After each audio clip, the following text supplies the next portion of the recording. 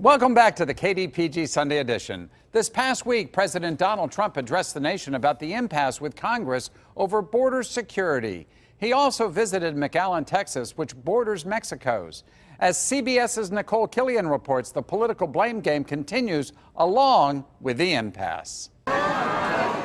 A crowd of supporters welcomed President Trump to McAllen, Texas. He came to discuss immigration and border security with border agents. As the men and women in this room have told us what they need to secure our border. These are the people we went to. Yesterday we had 450 apprehensions, Mr. President. He also received a security briefing along the Rio Grande. A lot of the crime in our country is caused by what's coming through here. They need the barriers. Earlier Thursday, the president warned if Democrats won't compromise on funding for the wall, he could declare a national emergency, which would allow him to go around Congress and use military money to pay for it.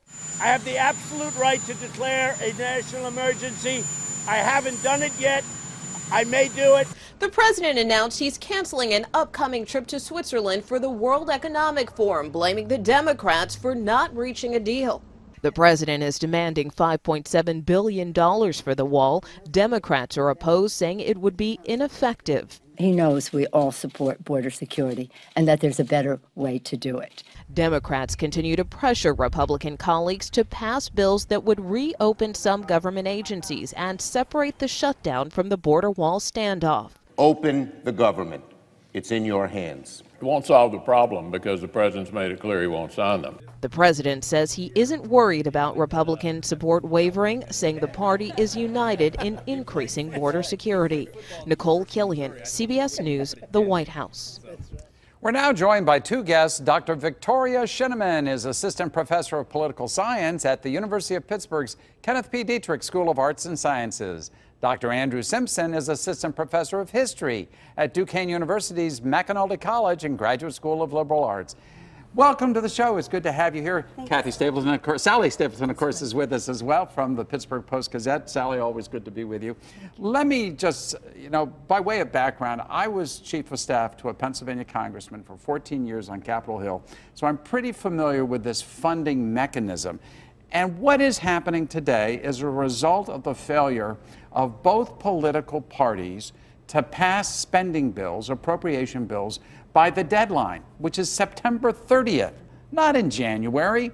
And if both parties had done their jobs last year and frankly in lots of years before, we would not have a funding government shutdown crisis that the president and the Democrats can use against each other in January of 2019. That's by way of background. It seems to me it's easy to say a pox on all of them. The question is, politically, is the president going to take the hit, or are the Democrats in Congress? Victoria, what's your thoughts on that? I think it depends if you're looking short term or long term. I mean, right now in the short term, I think most Americans, most of the public opinion data suggests people are putting blame on Trump, where Congress was able to make a compromise and was able to pass a bill to keep the government open, and he vetoed that bill. So he's been taking a very hard stance. Do you see it that way? I think we're seeing the 2020 presidential election starting to play out. We're seeing the politics of 2016, which have morphed into the politics of 2020. Neither side has an incentive to necessarily compromise if we're looking down the road. And I think you're right, John. Both parties haven't been doing their job this year or historically. And so what does that mean going forward? Do you see any resolution of this, Victoria? Well, it's in a tough position where both parties have taken a very strong stance, right? Where Trump is saying he's not willing to take any negotiation that doesn't include the wall, and the Democrats are saying they won't take any compromise that includes the wall, so that they both sort of dug themselves into a corner. I don't know. Well, and this is not historically how government shutdown negotiations work. If we look at how things have happened in the past, whether it's the 1990s or even whether things have happened, as early as January of this year, one side is typically given. We've had people come to the table, various groups of either senators or representatives who've come together. What we've seen is both sides have absolutely dug in and said, this is an essential issue to our base and to how we're positioning ourselves for this next round of elections. So no compromise is possible? Potentially. Now, the big question that's obviously out is whether the president, as he said, declares a national emergency. That changes the narrative in a very substantial way. If the president were to do that, if I understand correctly, the way that works is he declares a national emergency. He basically uses money that Congress appropriated for the military, but not for the wall. But he takes it from the military and uses it to build his wall. And that seems contrary to Article 1, Section 8 of the Constitution, which basically says only the Congress can appropriate money for specific uses of government. Isn't there a real constitutional and legal question here on all that? I mean, surely if a national emergency was declared, it would surely be challenged in the courts, right? What the result of that would be is unknown at this point in time. But it would be a really extreme move, right? When you take a bold move like that in politics, it sets a new precedent, and there's a concern of what future presidents would do with this redefining of the notion of a national emergency. This president is certainly not adverse to bold moves. This is true. No, and he's certainly not the first president to declare. We're under, what, 30 states of national emergency at the moment?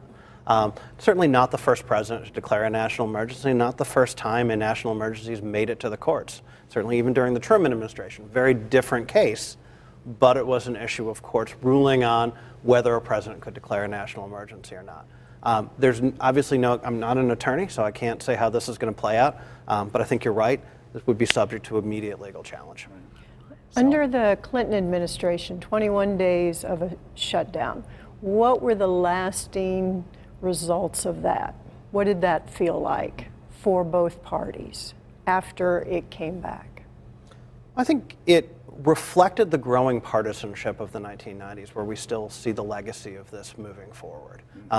We had two sides that were very dug in over issues of government funding. We had two sides that were very much willing to come up to the brink in a way that Congress, not necessarily saying the relationships in Congress were perfect before the 1990s, but certainly the rise of Speaker Gingrich and a new brand of more conservative Republicans who were willing to buck seniority and willing to buck congressional norms. We've seen that legacy continue to play out on both sides of the aisle. Certainly we have the Tea Party on the Republican side. We've also now seen a more progressive caucus on and certainly that came into power with this election, that's also willing to buck the leadership, given certainly the difficulty Speaker Pelosi initially appeared to have corralling votes.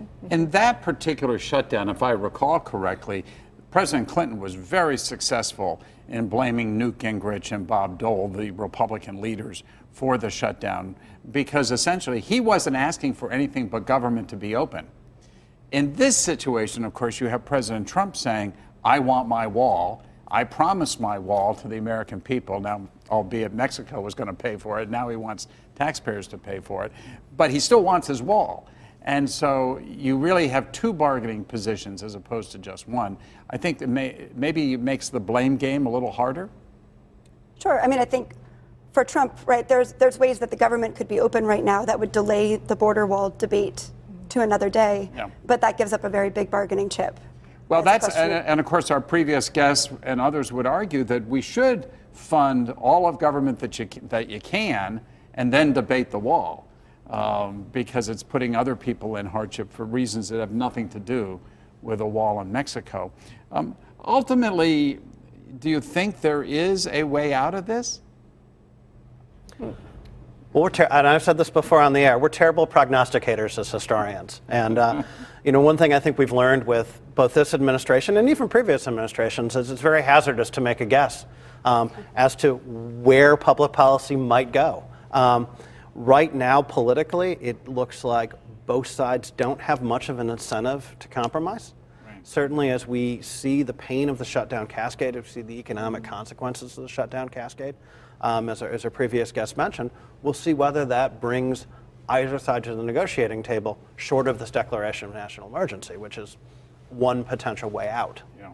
I don't know. I just maybe it's just the pragmatism that I would have is that you cut the difference. President wants what, 5.6 billion?